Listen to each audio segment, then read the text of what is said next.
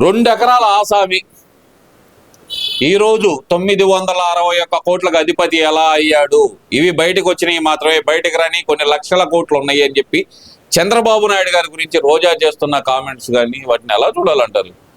ఈ రోజా గారికి ముఖ్యంగా ఏదైతే 2024 తర్వాత ఇక్కడ చీదినించారు, తమిళనాడు వెళ్దాం ఉన్నా కూడా రానిలేదు. ముఖ్యంగా రోజా గారికి ఒకటే చెప్పదలుచుకున్నా, ఇవాళ చంద్రబాబు నాయుడు గారు ఒక మాజీ ముఖ్యమంత్రికి అల్లుడు. సాక్షాత్తు ఆంధ్ర రాష్ట్ర వ్యాప్తంగా తెలుగు ప్రజలు ఎక్కడైతే ఉంటారో ప్రపంచవ్యాప్తంగా ప్రతి ఒక్కళ్ళకి పరిచయం అక్కర్లేనటువంటి ఎన్టీఆర్ గారు అన్న స్వర్గీయ నందమూరి తారక రామారావు గారి అల్లుడు. మరోపక్క వీళ్ళ ఫ్యామిలీ యొక్క విషయాలు చూసుకుంటే చాలా ఉన్నాయి. వీటిలో భాగంగా ఇవాళ కేవలం చంద్రబాబు నువ్వెంత నువ్వు చెక్కులు కూడా బౌన్స్ అయినటువంటి పరిస్థితి నీది రోజా గారు గతంలో. ఇవాళ మీ ప్రస్తుత ఆస్తులు ఎంత? వీటిపైన కూడా మరి వీడి విచారణ లేపిద్దామంటారా?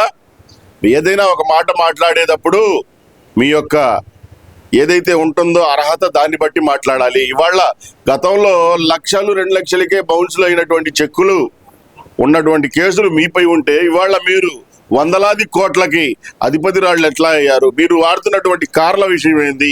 మీరు ఉంటున్నటువంటి ఇంటి విషయం ఏంది?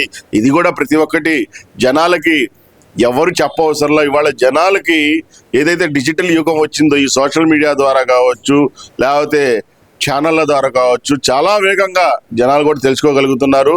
ఇవాళ రోజా మాట్లాడిన మాటలకి ఒక మహిళ కాబట్టి నేను కూడా ఏం చెప్పలేకపోతున్నాను. ఎందుకంటే వాళ్ళ భాషలో మాట్లాడాలంటే మాకు మాట్లాడాలనిపించట్లేదు. కాబట్టి రోజా గారు ఏదంటే అది మాట్లాడకూడదు, మాట్లాడితే మీ విషయాలు కూడా బయటికి తీసుకొచ్చి మాట్లాడాల్సి వస్తుందని చెప్పేసి ఈ సందర్భంగా చెప్పదలుచుకున్నాను. వైసీపీ నాయకుల కబ్జాల పర్వం, దీనికి ఆది ఎక్కడ అంతం ఎక్కడ?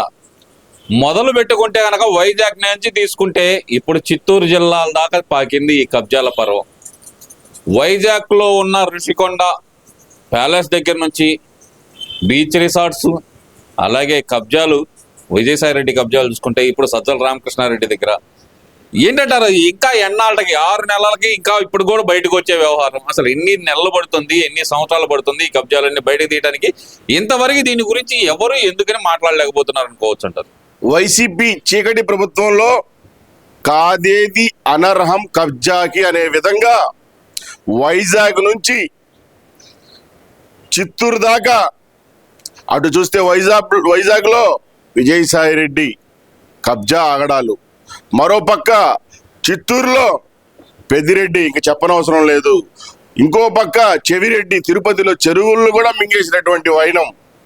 ఇట్లా ఏదైతే మరి రోజు మీడియా ముందుకు వచ్చి వాగుతూ ఉంటాడో సకల శాఖ మంత్రి అని చెప్పి గతంలో సంబోధించుకున్నామే ఆయన, ఇవాళ చెప్పడానికి ఎదుటి వాళ్ళకి చెప్పడానికి నీతులు ఉండి అనే విధంగా ఆయనే సాక్షాత్తు మరి రిజర్వ్ ఫారెస్ట్ భూముల్ని కూడా వదలనటువంటి వైనం ఇవాళ ఆంధ్ర రాష్ట్ర ప్రజలు విస్తరబోతున్నటువంటి పరిస్థితి.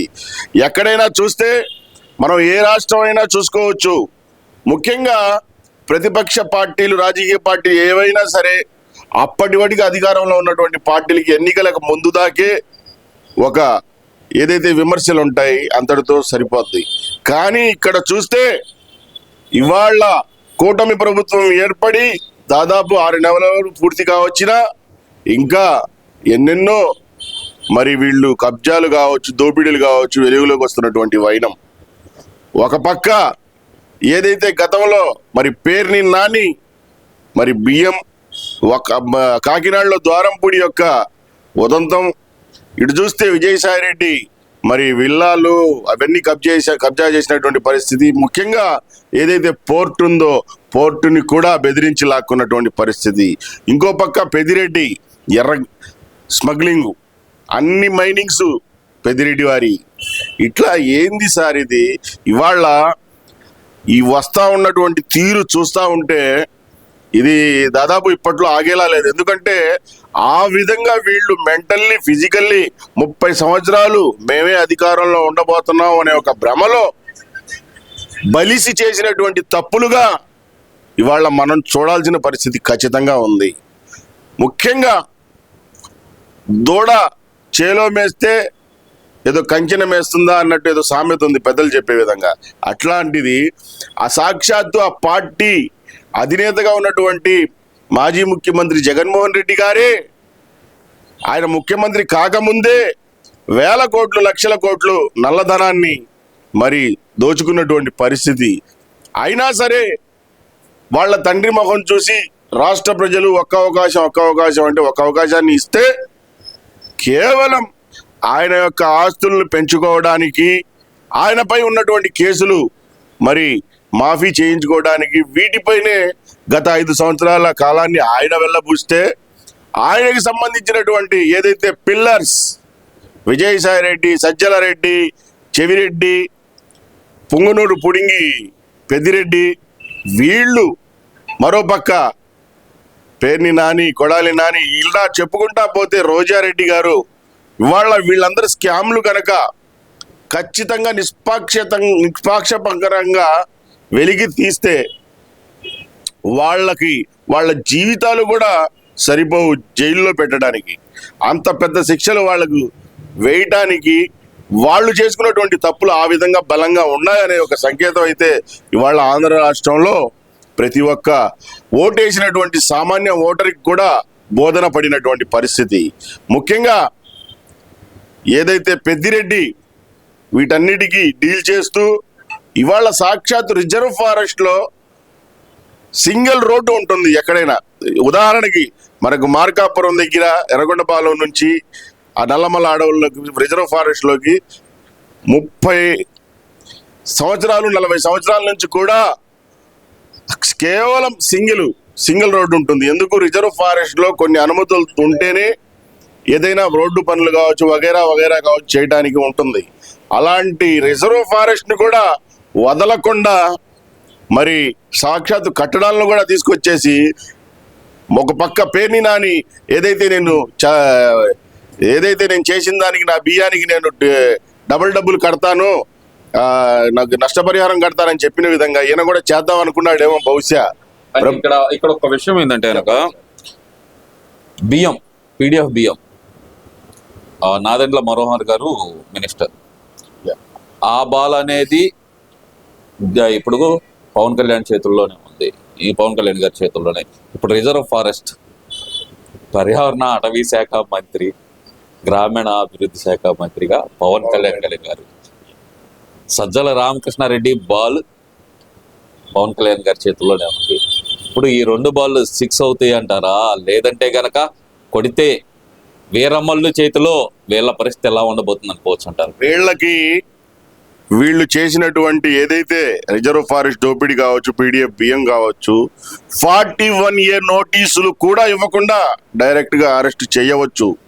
కానీ మేము కూడా అదే ఆశిస్తున్నాం. ఎందుకంటే వీళ్ళు చేసినటువంటి తప్పుల్ని మరి ప్రజల్లో కూడా ఒక మార్పు, ఒక అవగాహన కల్పించాలంటే ఖచ్చితంగా చర్యలు తీసుకోవాల్సిందే. మీరు అంటున్నారు ఈ 2 కాదు, దాదాపు ప్రభుత్వంలో ఉండే అన్ని శాఖల్లో కూడా అవినీతి 19 నుంచి 24 దాకా వీర విహారం చేసినటువంటి పరిస్థితి ఖచ్చితంగా ఉంది. ఫైబర్ నెట్ విషయం కూడా చూసుకోండి. మా జీవి రెడ్డి గారు మరి చైర్మన్ దాదాపు 400 పైచిలకు మందిని ఇమీడియట్లీగా తీసేయటం అంటే ఇవాళ ప్రతి ఒక్క శాఖలో కూడా వీళ్ళ యొక్క ఇది ఉంది. ముఖ్యంగా ఏదైతే ముఖ్య పోర్ట్ఫోలియోలు ఉన్నాయో అవి ఖచ్చితంగా మరి పవన్ కళ్యాణ్ గారి చేతిలో ఉన్నాయి. కాబట్టి పవన్ కళ్యాణ్ గారు కూడా చంద్రబాబు నాయుడు గారిని సంప్రదించుకొని వీళ్ళని తక్షణమే మరి వీళ్ళ ఏదైతే కేసులు ఉన్నాయో వాటిపై చర్యలు తీసుకొని, ముఖ్యంగా ఇక్కడ అటవీ శాఖ యాక్ట్లో కూడా మనం చూసుకుంటే శిక్షలు తక్కువ ఉన్నాయి. వీటిని సెంట్రల్ గవర్నమెంట్ ఏదైతే కూటమిలో భాగంగా ఉన్నటువంటి బీజేపీ కూడా 3 ఏళ్ళు 2 ఏళ్ళు అలాంటి శిక్షలే ఉండే అటవీ శాఖలో. వీటన్నింటినీ కూడా ప్రక్షాళన చేసి కాలపరిమితిని పెంచే విధంగా కూడా సెంట్రల్ చర్యలు తీసుకోవాలి. అలాగే ఏదైతే సెంట్రల్కి సంబంధించినవి అటాచ్మెంట్ శాఖలు కూడా పవన్ కళ్యాణ్ గారి కాబట్టి పైనుంచి కూడా చాలా పకడ్బందీగా ఇలాంటి పంది కుక్కల్ని బోన్లో వేస్తే మళ్ళా బయటికి రాకుండా ఉండే విధంగా చర్యలు తీసుకోవాలని చెప్పేసి గౌరవ ఉప ముఖ్యమంత్రి వారికి, అలాగే చంద్రబాబు నాయుడు గారికి, ముఖ్యమంత్రి వర్యులు వీళ్ళకి, ప్రభుత్వానికి కోరుతా ఉన్నాం. ఇక్కడ ఇంకో విషయం ఏంటంటే గనక విజయసాయి రెడ్డికి ఈడీ నోటీసు, ఎలా చూడాలంటారు? కాకినాడ సెజ్లో మనీ లాండరింగ్ జరిగింది, బలవంతంగా లాక్కున్నారు అనే ఆరోపణలో ఈడీ కూడా కేసు నమోదు చేసింది. మరి గడిచిన ఏదైతే కనుక 16 కేసులు ఉన్నాయో ఆ 16 కేసుల్లో లాగా ఈ కేసు కూడా మూలన పడే అవకాశం ఉందంటారా? లేదంటే దీనిలో ఈడీ దూకుడుగా వ్యవహరించి విజయసాయి రెడ్డిని లోపలేసే అవకాశం ఉందనుకోవచ్చు అంటారు? ఖచ్చితంగా ఏదైతే ఈ పోర్టు కేసుకి సంబంధించి ఈడీ ఎంటర్ అవ్వటం కూడా ఒక శుభ పరిణామం. అయితే ఆయన గత కేసుల్లాగా ఇది మరుగున పడకుండా దీన్ని మరి వేగవంతంగా చాకచక్యంగా, ఎందుకంటే ఇక్కడ ఇది అతి పెద్ద స్కాము. ఈ స్కామ్ పై ఉన్నటువంటి, ఎందుకంటే ఆ పోర్టుని లాక్కున్న విధానాన్ని కూడా మరి ఈడీ ఏ విధంగా బేరీజ్ చేస్తుందో మనం చూడాలి. ఖచ్చితంగా ఏదైతే మనీ లాండరింగ్ అయితే ఖచ్చితంగా 100% 5 సంవత్సరాల కాలంలో ప్రతిరోజు కూడా జరుగుతూ వచ్చింది. అయితే ఈ దొరికిన ఒక ఉదంతంపై విజయసాయి రెడ్డి గారిపై పెట్టినటువంటి ఈడీ కేసుకి ఖచ్చితంగా వేగవంతంగా చర్యలు తీసుకొని ఈడీ యొక్క ప్రతాపాన్ని కూడా ఇవాళ రాష్ట్ర ప్రజలకు చూపించాల్సినటువంటి పరిస్థితి రాష్ట్రంలో నెలకొందని ఉందని చెప్పేసి భావిస్తా ఉన్నాం.